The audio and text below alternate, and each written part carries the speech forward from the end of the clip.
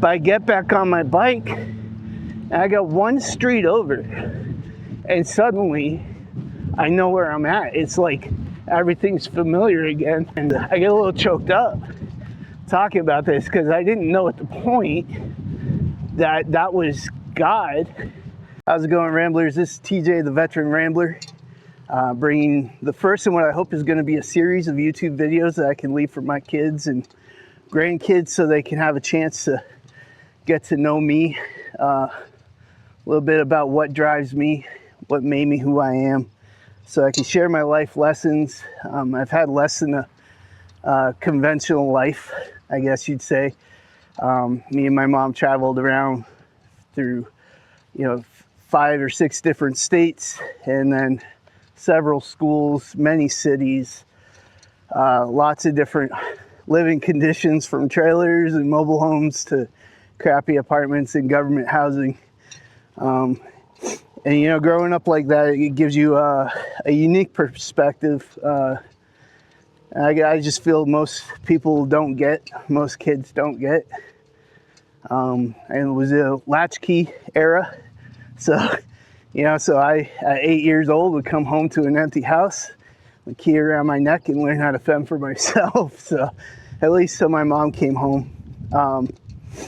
Anyway, so yeah, this is mainly for my kids and grandkids, but I figure anybody can gain from my life experiences. Not only did I spend 20 years in the School of Hard Knocks, but then I spent 20 years as in the military.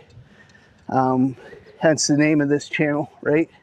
Now I'm a veteran, 20 years, and these are my ramblings, Also, I'm gonna be rambling around the beautiful Black Hills, so that's mainly where I'll be doing these videos, hopefully traveling around. There's a lot of different trails and trail networks to explore around here. Anyway, so I guess the first thing I wanted to talk about, and I feel like it's the most important and the thing that made me really who I am, is resilience. I learned a lot about resilience growing up, not knowingly, but you just kind of develop a certain resilience when you are always facing change and always have to be ready for whatever happens, So from the early age, I developed my resilience. But I learned a lot about resilience as I grew, right? I realized resilience isn't just a physical thing. You can be physically resilient and physically tough. When you fall off your bike, you can learn to get back on, brush off your scrapes. But then there's a mental resilience, right? So that's a little different. You learn to deal with the tough times, the emotions, uncertainties. And then there's a third one, there's a deeper layer to that, and that is spiritual resilience. And I don't think you really think about your spiritual resilience or spiritual self as you're growing up. You just, you have your thoughts in your body, and that's pretty much it. But, there's a spiritual part of you that really needs to have resilience, because it's the hardest, I feel, to heal. If something happens, it breaks your spirit. You can't bounce back. Grew up, and I faced a lot of challenges. I wasn't always fitting in. I wasn't always, I was always the new kid in town. I was small, scrawny. I got picked on a lot. Had to fend for myself and gaining independence early, being a latchkey kid with an unconventional life, But then I joined the military, which is a great, I guess, fit for me, being my life and how I grew up. And in the military, in the Air Force, we have something called core values. There's three core values. So the first one is integrity first. And I guess they put integrity first, the first in there, because it has to be the first thing before the other two core values, right? And integrity, when you think about integrity in the Air Force, they explain it like this, you know, integrity is doing what you know is right even when no one is looking. And I really don't think that fully encompasses what integrity is. So when I think of integrity, I think of the integrity of materials like a tree, right? Wood. Integrity in wood or integrity in steel is its ability to withstand forces and not lose its structural foundations, right? So it can withstand bending forces and twisting forces, all sorts of forces, and still be able to go back to its original shape and form without splintering or breaking. So that, to me, that's resilience, or that is integrity, right? They're the same thing. But integrity and resilience, as I said, is something that you can look at as being in three different areas: your spiritual, mental, and physical. So when I'm looking at spiritual integrity, because I feel like that's the most important layer, what I'm thinking about for spiritual integrity is the ability to keep your faith, right? So without faith, without hope, our spirit is easily broken. But with a strong faith and a strong hope, our spirit can withstand lots of different forces and changes that are coming at it. So when we talk about the spirit, you know, we talk about it either being broken or lifted, right? When you lift spirits, you feel happy and comfortable and confident and joyful because you have faith that everything is okay, right? That your spirit, your spiritual self, your physical self is okay. So faith is vitally important for spiritual resilience or spiritual integrity. For mental integrity, I feel like mental integrity reinforces and protects spiritual integrity, right? So if your mental integrity means that you aren't affected so easily by mental things that happen to you, right? Your emotions, the emotional reactions that you have for things that happen in the outside world, right? So, or even internally, even in your head, you know. When you have mental resilience, you don't lose your confidence easy, right? You don't fear easy. You don't feel guilt or shame easy. Those are things that, you know, when you have a strong faith and a strong spirit, you can develop a strong mental resilience to things that happen, right? And then not get down on yourself or beat yourself up or get angry and retaliate and feel like you need justice for everything, right? So if you get hurt mentally, you feel hurt, but then you first shake off that what happened, and then you get back up and you try it again, right? When you're physically tough, you push through. So your physical self, your physical toughness and your physical resilience, really, you know, it depends on how mentally tough you are. When they say mind over matter, it's really true. physical resilience, right? And to me, that is like a strong foundation that we should start building early on. We should really care about protecting our spiritual self by building layers of mental and physical toughness, so that we are not easily shaken or broken.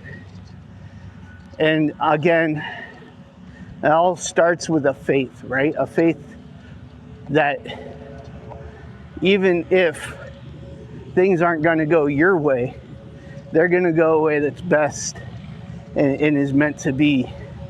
So, and that's something you don't learn early on. I mean, I wasn't religious growing up. My mom never took me to church. I met God when I was 11 and didn't know it.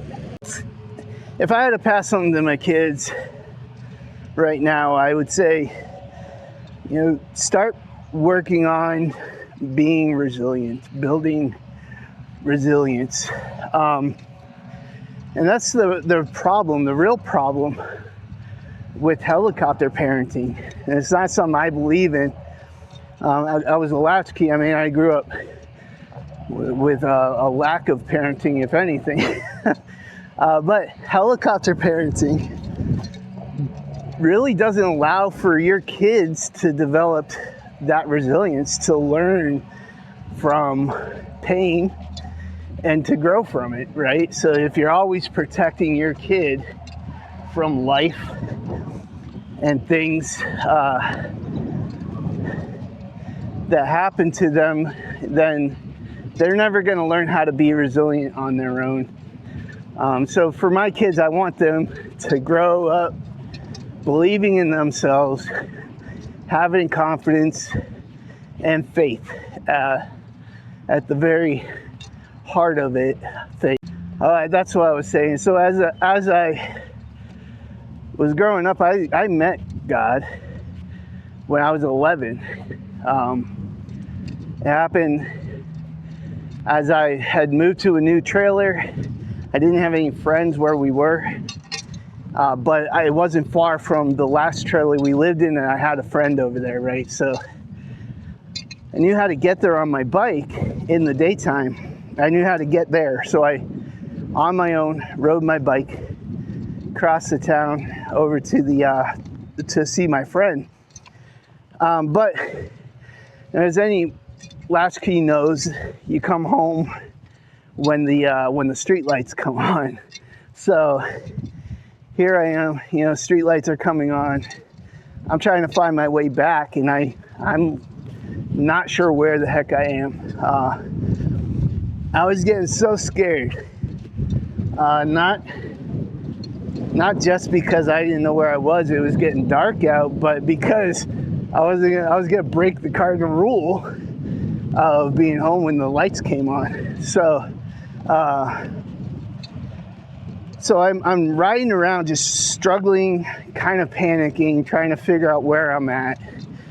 And finally I break down, and what I do is I fall on my knees in somebody's yard, and I look up and I start pleading, right? Just saying, please, please, please, please, please, because I don't know what else to do. And the weird thing, and I have a problem with my memory, but this is one that sticks with me. But the weird thing is a sudden calm came over me, told me to get back on my bike and try again. But I get back on my bike, and I got one street over, and suddenly I know where I'm at. It's like everything's familiar again, and I get a little choked up talking about this because I didn't know at the point that was God coming to me and answering a prayer I didn't know I was saying. So, again, I get a little choked up from that. But, that stuck with me, and through life, I guess I realized what that was, when you're lost, when things are not going your way, you know, it's not far back to get led back into the light again, you know, back into onto the right path. You just have to ask and believe it can happen. So as for my kids, you know, they're religious. I made sure I brought them to church, but I didn't force religion on them. I guess I just hope that leading them there will allow them to find their own journey into spirituality. And they did, which I'm happy for, I'm proud of. But I'm hoping they also have an experience like I did, where they can look back and they can actually pinpoint the moment. The military really beats it into you, I guess the Air Force does, as being the first thing that you learn. Integrity first, right? The first value that you hold, and it's vitally important, because the thing about integrity is if you let it go even a little bit, even in the small things, it can start to eat at you and you won't even know it, right? You'll convince yourself that and lie to yourself that it's okay to not do the right thing this time, because, you know, you're protecting somebody else, or for whatever reason you want to give yourself. And even if it's small, it starts to erode that integrity, that barrier that you built up. And the physical part leads to the mental erosion, leads to the spiritual erosion. So you got to really be careful in protecting the integrity that you have, the integrity of your character, the integrity of your physical and mental self, because all of it snowballs. So anyway, that's integrity and resilience. And as I said, it's the first core value of the Air Force. And then in the future videos, I think what I wanted to do in this series is to talk about the other two, and not just how they applied in the military, but also how they apply in life. So second one is service before self, and the third one is excellence in all we do. So in the next video, I'll talk about service before self, but until then, you know, keep on rambling, and we'll see you next time.